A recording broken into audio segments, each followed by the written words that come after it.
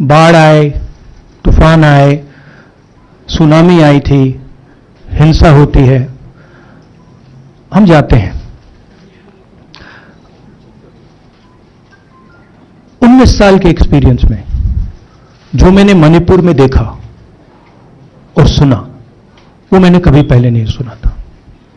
मैंने पार्लियामेंट में बोला कि प्रधानमंत्री जी ने, अमित शाह जी ने भारत माता की हत्या की है, मणिपुर में भारत को खत्म कर दिया है। मैंने ऐसे नहीं बोला था, ये खोखले शब्द नहीं है। मैं आपको समझाता हूं मैंने ये बात बोली क्यों।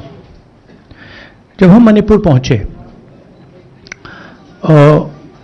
हम लैंड किए, हमें मणिपुर में दौरा करना था। जब हम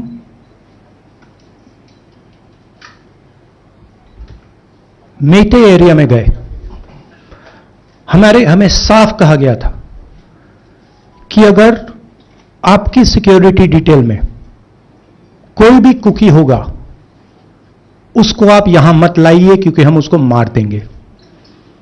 और जब हम कुकी के एरिया में गए, हमें कहा गया अगर कोई मेटे आपकी सिक्योरिटी डिटेल में होगा, उसको आप मत लाइए, उसको हम गोली मार देंगे।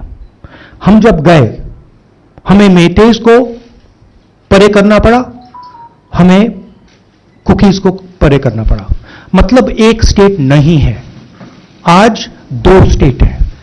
स्टेट की हत्या कर दी गई है और उसको चीर दिया गया है।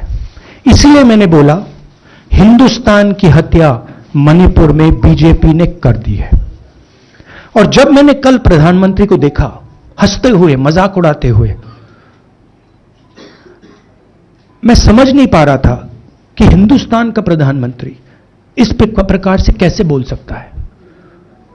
प्रधानमंत्री को यह पता नहीं लग रहा है कि हमारे देश में क्या हो रहा है।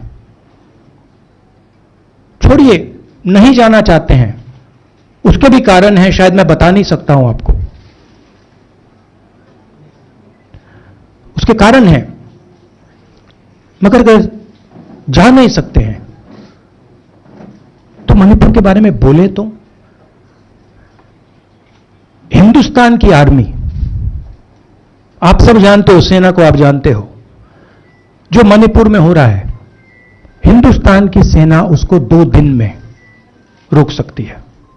3 दिन नहीं लगेंगे।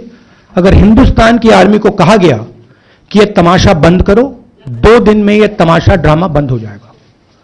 प्रधानमंत्री मणिपुर को जलाना चाहते हैं, आग बुझाना नहीं चाहते हैं। यह है सच्चाई। अब आप अपने सवाल पूछिए। Would you like me to say it in English? I watched the Prime Minister of India yesterday speaking for 2 hours, laughing, joking, लगाing naras in the parliament. The Prime Minister would say one line and the entire BJP would shout another nara. The Prime Minister seems to have forgotten that the state of Manipur is on fire and has been on fire for 4 months. Women and children are dying over there. People are being murdered. Women are being molested, are being raped. And the Prime Minister of India is sitting in the middle of the parliament shamelessly laughing. This is not about Rahul Gandhi. This is not about the Congress party. This is not about the opposition. This is about India. It's about our country.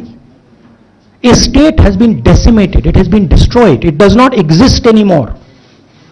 And it has happened because of the politics of the BJP. Divide and rule and burn.